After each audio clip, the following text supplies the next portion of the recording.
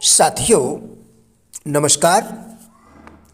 किन किन प्रकृतियों के व्यक्ति काम करने में टाल मटोल करते हैं, आइए जाने ऐसा वे क्यों करते हैं। आज हम इसी विषय पर आपके साथ वार्ता करेंगे। पूर्ण निराशावादी व्यक्ति पूर्णतावादी होते हैं, इसलिए वे अक्सर इस डर के कारण कोई काम शुरू नहीं करते, क्योंकि उनको ऐसा लगता है कि वे सही काम नहीं कर पाएंगे। इसी तरह शांत संतोषी प्रकृति के व्यक्ति भी काम करने में टाल मटोल करते हैं, लेकिन उनके मामले में काम को टालने का कारण यह होता है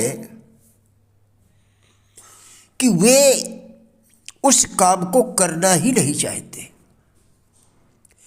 पूर्ण निराशावादी व्यक्ति इस कारण से टाल मटोल करते हैं क्योंकि वे काम को आदर्श तरीके से करना चाहते हैं। एक बार एक पूर्ण निराशावादी व्यक्ति ने एक म्यूजिक सिस्टम लगाने का फैसला किया। इसकी शुरुआत करते हुए उन्होंने लिविंग रूम की दीवार में एक बड़ा छेद किया और उसमें एक स्पीकर लगा दिया। घूमने वाली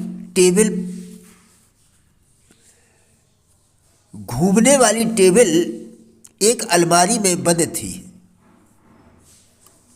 लेकिन स्पीकर कमरे का प्रमुख बिंदु बन गया और कमरे की सजावट को बिगाड़ने लगा। मैंने कोशिश की कि वे इस काले छेद पर कोई चीज़ लगा दें, लेकिन वे सही चीज़ मिलने का इंतजार कर रहे थे।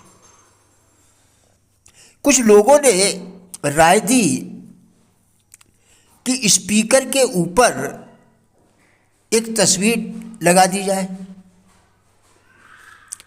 उस तस्वीर से टूटा हुआ प्लास्टर नहीं ढक पा रहा था।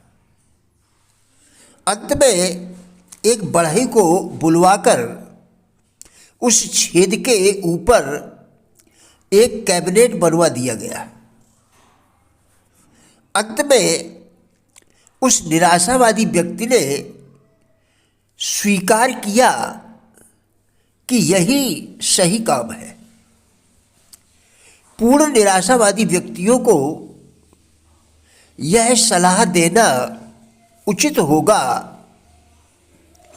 कि जब तक उन्हें सही सामान न मिल जाए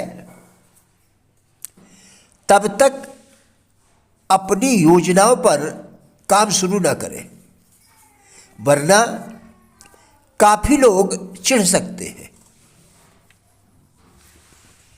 धन का अपना हिस्सा प्राप्त करने की योजना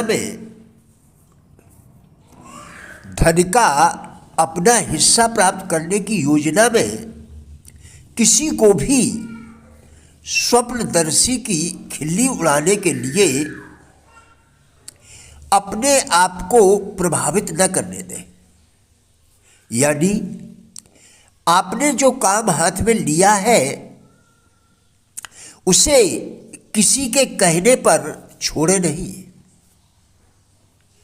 इस बदली हुई दुनिया में बड़ा दांव जीतने के लिए आपको अतीत के महान अग्रदूतों की भावनाओं को पकड़ना होगा, जिनके सपनों ने सभ्यता को वह सब कुछ दिया है जो मूल्यवान है। हमें यह नहीं भूलना चाहिए कि क्रिस्टोफर कोलंबस ने एक अज्ञात दुनिया का सपना देखा था। उन्होंने एक ऐसी दुनिया के अस्तित्व पर अपना जीवन दांव पर लगा दिया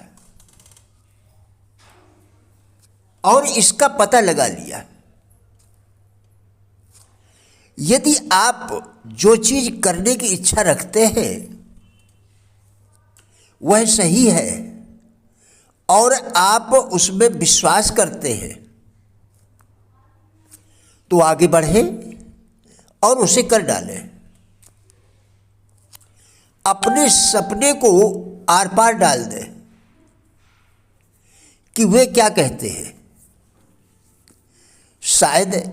वे शायद नहीं जानते कि प्रत्येक असफलता अपने साथ एक समतुल्य सफलता का बीज लाती है। गरीब और अशिक्षित हेनरी फोर्ड ने बिना घोड़ा के एक गाड़ी का सपना देखा था। सहायक और मौके का इंतजार किए बिना उनके पास जो भी उपकरण थे उन्हीं के साथ काम करने में लग गए और अब उनके सपनों का सबूत पूरी दुनिया देख रही है। फोर्ड कंपनी की गाड़ियां हेनरी फोर्ड अपने अपने सपनों की मदद करने में हेनरी फोर्ड अपने सपनों को मदद करने में डरते नहीं थे। थॉमस एडिसन ने एक ऐसे दीपक का सपना देखा जो कि बिजली द्वारा संचालित किया जा सकता है। उन्होंने अपने सपने को कार्यरूप देने के लिए जहां वे खड़े थे वहीं से शुरुआत कर दी और 10,000 से अधिक विफलताओं के बावजूद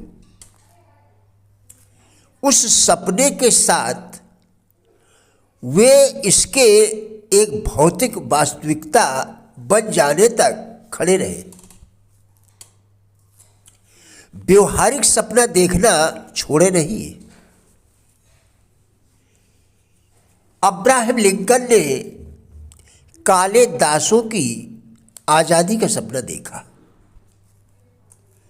और उनको आज़ादी दिलाने तक लगातार कार्य करते रहे और उसमें सफल भी हुए। राइट बंधुओं ने एक मशीन का सपना देखा जो कि हवा में उड़ पाएगी। आप इसके सबूत सारी दुनिया में देख पाएंगे।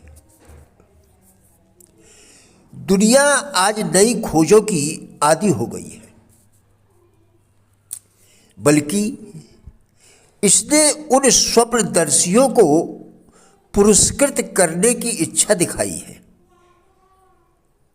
जो दुनिया को एक नया विचार देते हैं।